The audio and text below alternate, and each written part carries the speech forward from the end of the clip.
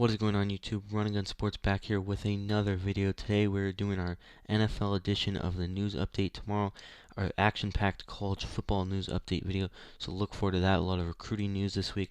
But for now, turn on post notifications, like, comment, subscribe, share this to your friends who love the NFL, college football. So let's get right into the video. The Eagles star tight end Zach Ertz has reportedly received interest from two teams looking to sign him. He is a free agent. He's received interest from the Seattle Seahawks and the Indianapolis Colts. The Colts have $43 million in cap space. The Seahawks are very much limited. They have $5 million in cap space. I really think he'd be a better fit on the Colts. I don't think the Seahawks really need to improve their tight ends.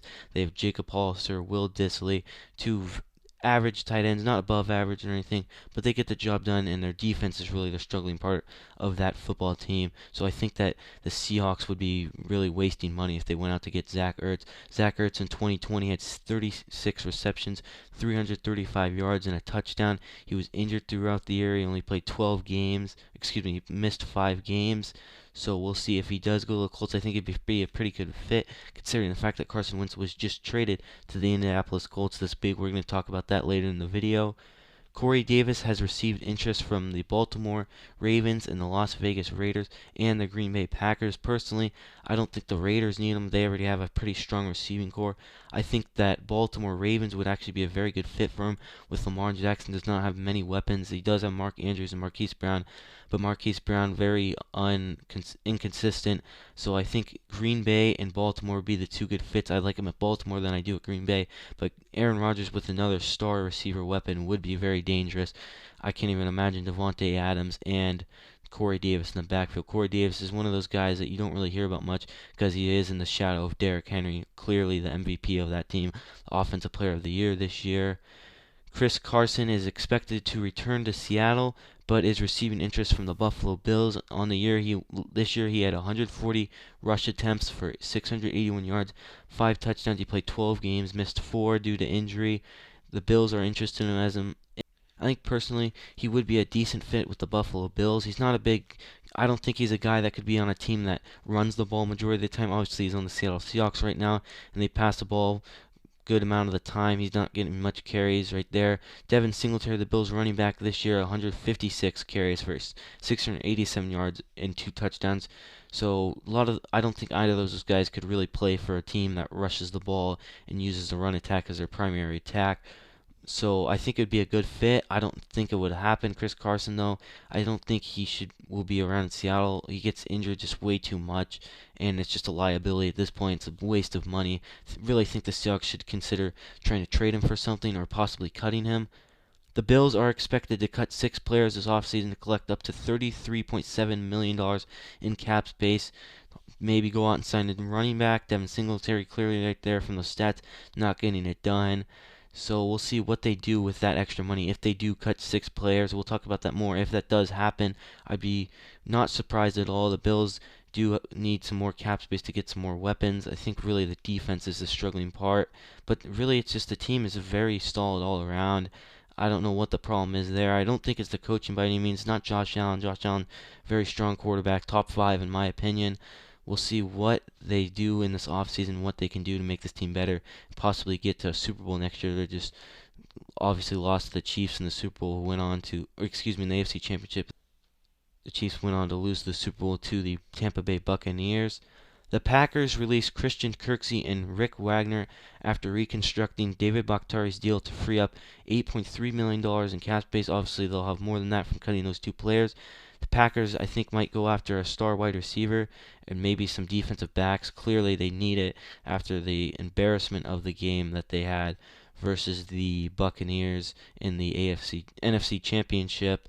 Kevin King is supposed to be their number 1 corner, and boy, gave up like 3 or 4 touchdowns. It was not a strong game for him at all. David Bakhtiari was injured in the game. Did actually have a pretty big effect on the game, with Jason Pierre-Paul and Shaquille Barrett getting in there and getting a lot of pressure on Aaron Rodgers, which we had not seen all year long. Aaron Rodgers looked like a totally different person. Obviously, Aaron Rodgers, the most valuable player on the season in the NFL.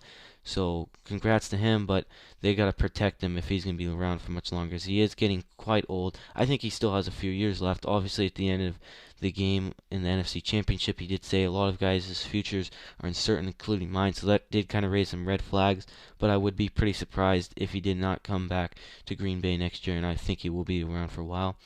The Dolphins re-signed Jason Sanders, extended for 5 years, $22 million, $10 million guaranteed. In 2020, he went 36 of 39 on his field goals, 92.3%, and 36 of 36 on extra points. And extra points is actually quite a big deal, not as big of a deal as it used to be, because now they're 35-yard field goal attempts instead of about 17-yard field goal attempts. And you see actually a lot of misses quite often, usually. I feel like at the end of the season last year, in the regular season, week 16, 17, there was a ton of missed kicks. Jason Sanders did kick the game-winning field goal versus the Las Vegas Raiders in that very good Saturday night matchup. Great game. The Raiders did kind of blow the game. The Colts trade for Carson Wentz. They give up a 2021 third-round pick and a 2022 second-round pick for Carson Wentz. Obviously, what's next for the Eagles? Will they draft a quarterback with the 6th overall pick in the draft? Will Jalen Hurts be the starter? I think, honestly, the move will be Jalen Hurts. I really hope they do not draft Jalen Hurts. Maybe they will draft a quarterback later in the draft. I don't think that they should draft someone 6th overall. Maybe Sam Ehlinger, whatever round they decide to pick him up at.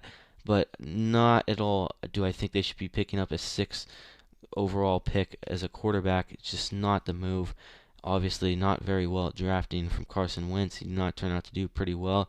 Carson Wentz in 2020 went 2,620 yards, 16 touchdowns, and 15 interceptions. Just right there in itself is just a terrible, not a good stat at all.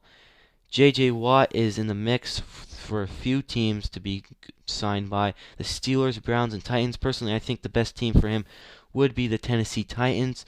The Browns and the Steelers, obviously, are in the hunt as well. Those are like the top 3 teams right now.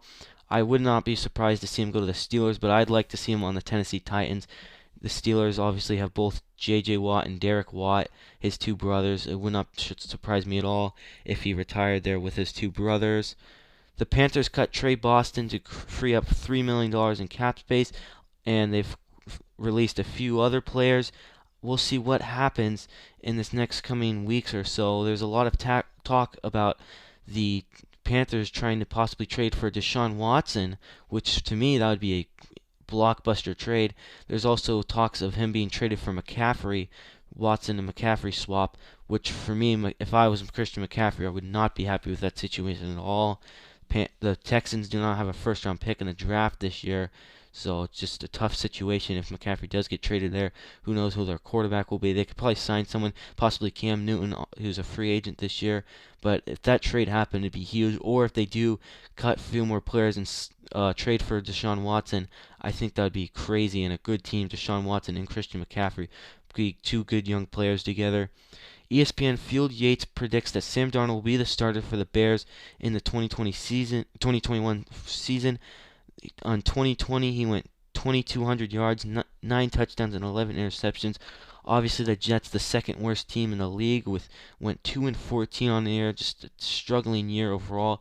But they did show fight after beating the Browns and Rams, 2 playoff teams, actually 2 divisional round playoff teams. So you got to give it to them for the fighting throughout the entire year. Very easy to just give up and try and get the 1st overall pick in the draft. Obviously did not. The Jacksonville Jaguars will have that, and I'm assuming they will be picking Trevor Lawrence 1st overall in the draft.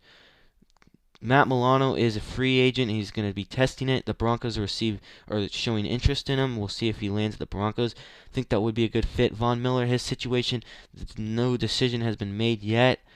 Unfortunately, we found former NFL wide receiver Vincent Jackson passed away. He was found dead in his Florida hotel room. We wish him and his family the best of luck in the recovery process. Our thoughts and prayers are with him. That is it for today's video. If you liked, please leave a like down below, comment, and subscribe. Thanks.